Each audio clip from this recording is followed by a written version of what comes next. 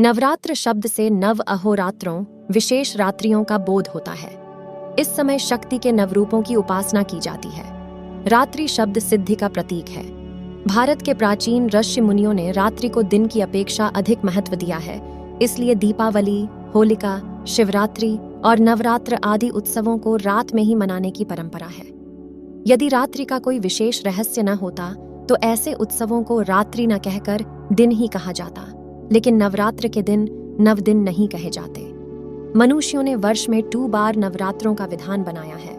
विक्रम संवत के पहले दिन अर्थात चैत्र मास शुक्ल पक्ष की प्रतिपदा पहली तिथि से 9 दिन अर्थात नवमी तक, और इसी प्रकार ठीक 6 मास बाद आश्विन मास शुक्ल पक्ष की प्रतिपदा से महानवमी अर्थात विजयादशमी के 1 दिन पूर्व तक।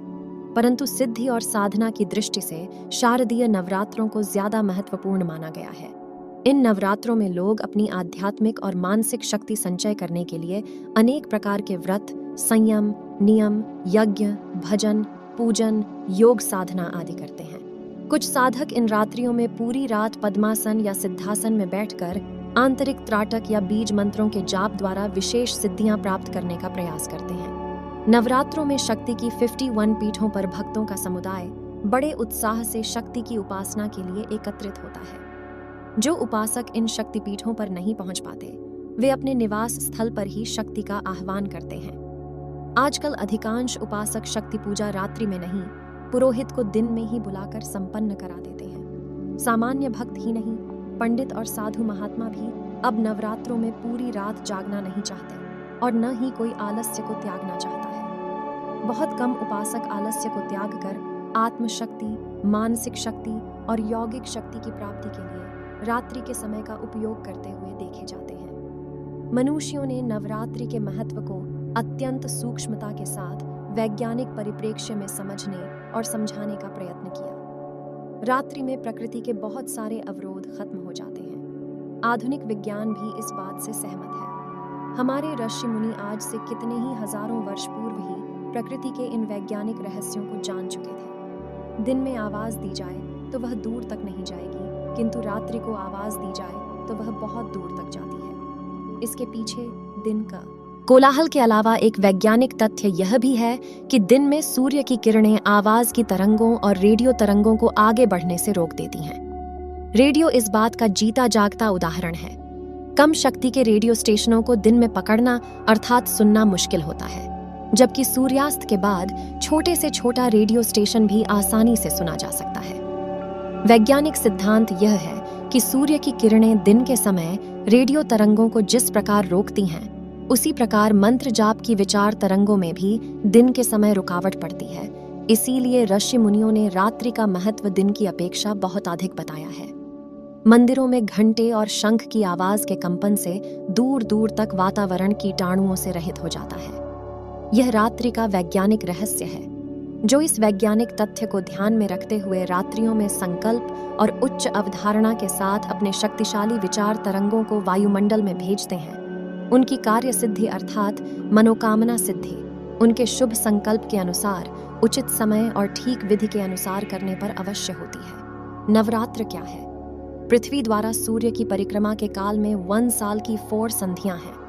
उनमें मार्च व सितंबर माह में पड़ने वाली गोल संधियों में साल के 2 मुख्य नवरात्र पड़ते हैं। इस समय रोगाणु आक्रमण की सर्वाधिक आशंका होती है। ऋतु संधियों में अक्सर शारीरिक बीमारियां बढ़ती हैं। अत उस समय स्वस्थ रहने के लिए, शरीर को शुद्ध रखने के लिए और तन मन को निर्मल और पूर्णत स्वस्थ रखने के लिए की जाने वाली प्रक्रिया का नाम नवरात्र है। आपके मन में प्रश्न आ रहा होगा, 9 दिन या रात? अमावस्या की रात से अष्टमी तक या प्रतिपदा से नवमी की दोपहर तक व्रत नियम चलने से 9 रात यानी नवरात्र नाम सार्थक है। यहाँ रात गिनते हैं, इसलिए नवरात्र यानी 9 रातों का समूह कहा जाता है। रूपक द्वारा हमारे शरीर को 9 मुख्य द्वारों वाला कहा गया है। इसके भीतर निवास करने वाली जीवनी शक्ति का नाम ही दुर्गा देवी है। इन मुख्य इंद्रियों के अनुशासन, स्वच्छता, तारतम्य स्थापित करने के प्रतीक रूप में शरीर तंत्र को पूरे साल के लिए सुचारू रूप से क्रियाशील रखने के लिए 9 द्वारों की शुद्धि का पर्व 9 दिन मनाया जाता है। इनको व्यक्तिगत रूप से महत्व देने के लिए 9 दिन 9 दुर्गाओं के लिए कहे जाते हैं। शरीर को सुचारू रखने के लिए विरेचन, सफाई या शुद्धि प्रतिदिन तो हम करते हैं, किंतु अंग प्रत्यंगों की पूरी तरह से भीतर की सफाई करने के लिए हर 6 माह के अंतर से सफाई अभियान चलाया जाता है। सात्विक आहार के व्रत का पालन करने से शरीर की शुद्धि, साफ सुथरे शरीर में शुद्ध बुद्धि, उत्तम विचारों से ही उत्तम कर्म, कर्मों से सच्चरित्रता और क्रमश मन शुद्ध होता है। स्वच्छ मन मंदिर में ही तो ईश्वर की शक्ति का स्थायी निवास होता है। प्रथमम शैलपुत्री च, द्वितीयं ब्रह्मचारिणी, तृतीयं चंद्रघंटेति कूष्मांडेति चतुर्थकम, पंचमं स्कंदमातेति षष्ठम कात्यायनीति च, सप्तमं कालरात्रीति महागौरीति चाष्टमम, नवमं सिद्धिदात्री च नवदुर्गा प्रकीर्तिता, उक्तान्यतानि नामानि ब्रह्मणैव महात्मना। आज मैं आपको पहले दिन शैलपुत्री देवी के बारे में कुछ बातें बताने जा रही हूँ, ध्यान से समझना। शैलपुत्री देवी दुर्गा का प्रथम रूप है। वह पर्वतों के राजा हिमालय की पुत्री है। राजा हिमालय और उनकी पत्नी मेनका ने कई तपस्या की, जिसके फल स्वरूप माता दुर्गा उनकी पुत्री के रूप में पृथ्वी पर उतरी।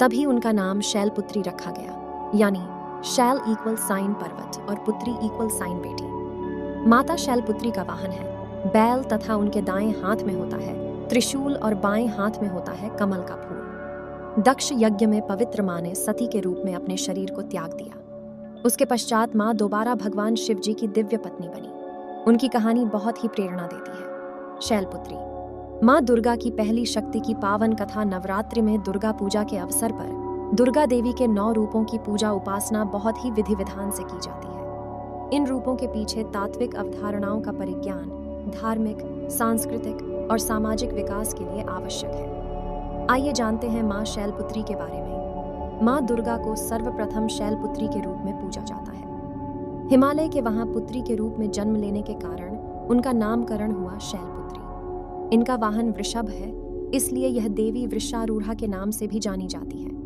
इस देवी ने दाएं हाथ में त्रिशूल धारण कर रखा है और बाएं हाथ में कमल सुशोभित है।